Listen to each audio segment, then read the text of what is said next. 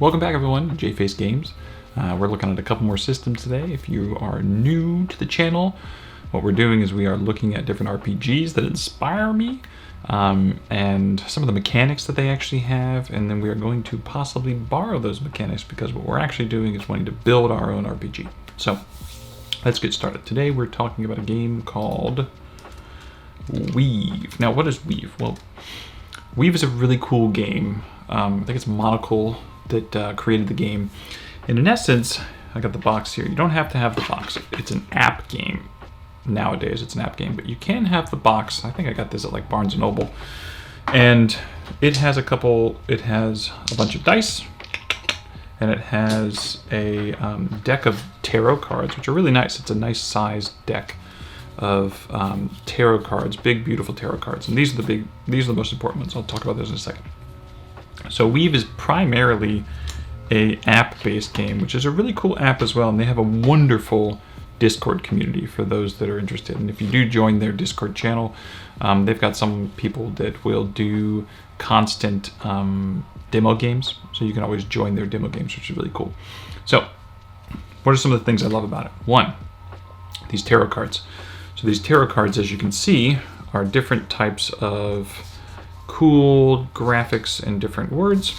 And what they've done with these tarot cards is, in essence, there's a bunch of different stats in the game. Besides your character that you're building, besides the world building, etc., everything. And all of it is linked to these cards. So I'm going to show you an Excel sheet real quick. This is a list of the cards. Here's a description of just the card itself. Like, I don't have the descriptions here, but it would be like a general description. But then what you can see is that there are some things that are backstories, there are talents, and these blanks means that there are 3 different backstories associated with the Dawn, 4 different talents. Let's make sure I'm going this way. Oh, I'm not going anywhere. Flaws, which are character flaws. So these are backstories, talents, flaws, assets. Those are all character stuff. Then you have NPCs, subplots, enemies, locations, theme, ultimate, and then boss. So what does all this mean? Well, each one of these cards represents all of these things given the situation in which you're having to draw them. So if you're doing character creation, the first thing you're going to do is you're going to say, well, I need to have a backstory for my character. Randomly draw a card. I think you get to draw 2, and you choose one. And then depending on that card, you would then look at what are the backstories associated with this card. And so it makes character creation really quick and fun, especially if you have these cards. I think there's AR technology where you can, if you happen to be all playing together and you still use your phones for your character sheets, you can point them at the cards, which is really cool. But then for the DM, what's awesome is that they already have a bunch of worlds built out in their system, but what they're going to be doing is launching where you can create your own, you can upload it. But you think about creating all of this stuff in advance, and a lot of it's just quick, short snippets. You could create, this many, what is this? 22 times 2, 44 locations, 22 themes, 22 bosses, 44 enemies, 44 subplots, a bunch of NPCs. If you uploaded all this stuff in advance that was your world that you've created, then you would just draw these and you don't have to think in terms of who's going to be here, what location they're going. Let's just find out. Let's just, use a tarot deck. So it's a really cool concept. And that was the first thing that I loved about this game, which was the world building and world building or the character creation. Both really cool. All right, what's next? The other thing, big from this game, is I like the dice. I like the dice because what this game does a little differently is their stats are elements, the 4 elements. And so you can see there's dice. You have, I believe that's air, and then you have earth, and you have water, and then you have fire, right? And they have different names for these.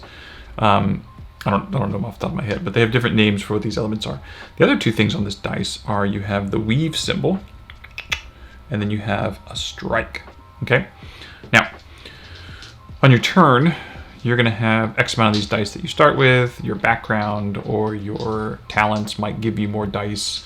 They have a mechanic sort of like both Savage Worlds and Fate, where there's a sort of a back and forth between the DM, GM, and the players, and that I think I forget what they call them in this, but it's like story coins, I think. And story coins, if I have it, I get to roll another dice, or the target number that the DC I'm going for is lowered, and if you're the DM and you decide to play a story coin, the target number's up. So say that the target number is like 2 wind. Well, what that means is that I'd have to roll, say I was rolling 4 of these dice, I'd want to get that. I'd want to get, 2 wind showing, if this is the wind. I don't know, I'm not going to lie to you. Here it is. These are winds. They look like clouds. So, say I need to get 2 winds. I should just stuck with water, shouldn't I? I could roll this, and I get that, right? Let me flip it over so you see the W, right? That would mean that this was a success, because I got the 2 winds. Well, say I didn't get 2 winds. Say I got a wind and a fire. Well, what does that mean?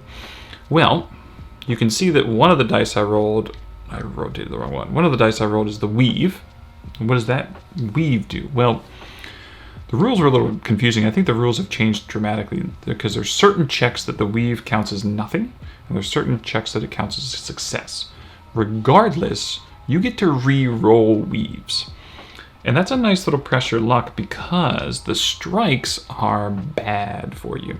So if you look at the character sheet, you have your health at the top, which is like 3 little hearts that are empty. And those are your wounds. And if they get filled in, then you're out, you're dead. And then there's 10 strikes above that that are empty. Well, the way you get strikes primarily is you doing checks and rolling up X's. So when you roll a check, and you roll a check and you're 1 away, but you also took a strike, and now you're at 9 strikes. I could re-roll that die to try and succeed, but if I rolled a strike, now I've gotten my 10th strike, and now I've gotten a wound. So there's a nice little, it's a subtle pressure luck, but I really like it. I think it's a clean little pressure luck. And I like that system of strikes and wounds, where it's just the concept of as I roll, I am in charge of my damage, in essence.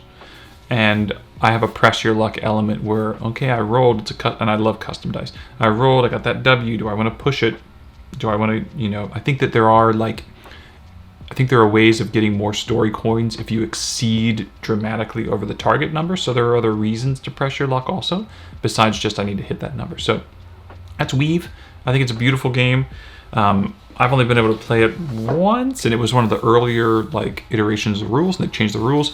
They also have this beautiful little DM story, DM Dungeon Master screen sort of thing. But what's really cool about this is it's got AR technology, so you can have the cards in front of it, and you'll be able to see different stuff. I haven't played around with that yet, but cool game.